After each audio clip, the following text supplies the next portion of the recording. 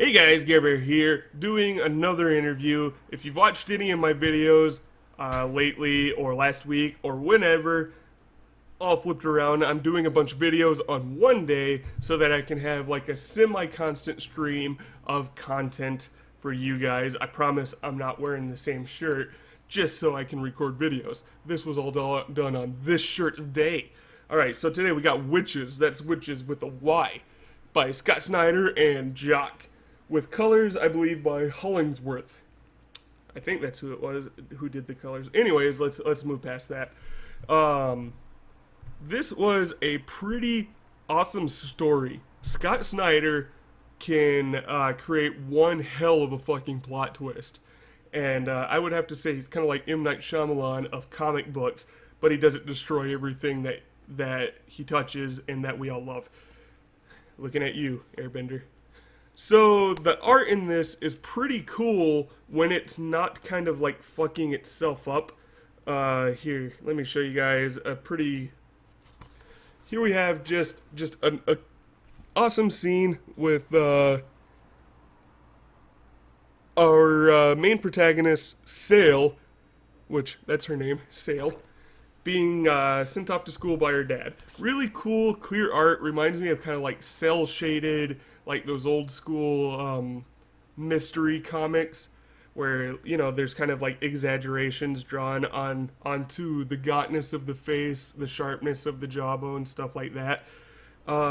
Really cool, but what I didn't like was on like some of the more dark scenes, some of the more pumped up scenes.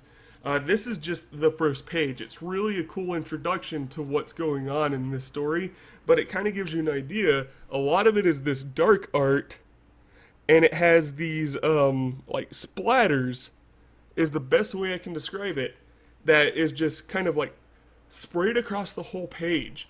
And it gets really kind of hard to see what's going on, and you know, sometimes you got to kind of sit there, you have to squint at it, and you have to kind of really make out what's going on. Okay, what is this? All right. But I had a friend of mine who kind of explained it.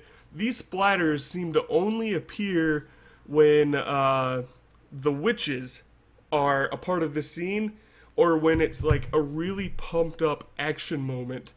And he said it's kind of like that blurred vision that you get when you're really scared, or when your adrenaline is just pumping, your blood is flowing. And I can kind of see that because, you know, you don't see the things that you're super afraid of in the best light. When you're scared, you kind of get those little sparkles in your eyes. This story, though, was pretty awesome. The art, whatever, we'll give it a pass because the story was pretty sweet. It is about Sail, and her mother and her father moved to this new town to get away from this tragic accident that happened. They kind of hint at this for a while, we'll just say, and then you finally learn what happened and why this move had to occur. There is a plot twist that is even deeper than that, though, and it is just so joyful to read. Not because I get off on other people's misery, even if they are fictitious, but because it took some creativity to come up with that. Also, this has a like single issue that is at the very end, the very very end, and it's only a few pages. Looks like 6 pages, or you know, 3 pages front and back, and it was fucking awesome. It really built upon even more of the main comic. There's a bunch of the trial art that there were a bunch of words from Scott Snyder himself, and where he got the idea for this. It has pictures of the woods that he explored with his friend, and they swore that they saw these beings, these witches, watching them while they were in these woods. And it, you know, I kind of found the story, you know, the narrative from Scott Snyder at the very end to be probably equally as creepy as the book itself.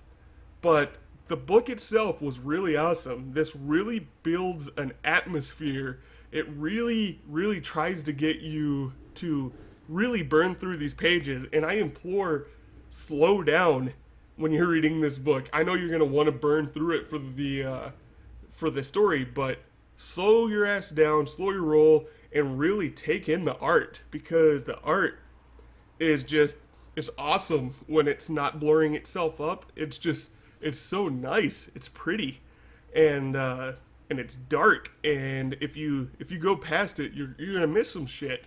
So I definitely recommend this. This is an Image book. This was only $10. Got it at my local comic shop, at the recommendation of a good friend of mine, and just give it a shot. $10. Come on. You're going to pay way more than that to do pretty much anything else. Instead of going out and getting that fast food, go get this. Give it a shot. Thanks for watching, guys. Let me know if you've already read this, and let me know if you're excited for Volume 2, because they left it pretty open for Volume 2. Let's just hope it doesn't, go on too long. Overstay its welcome. Thanks for watching, guys. Have a good one. You rock.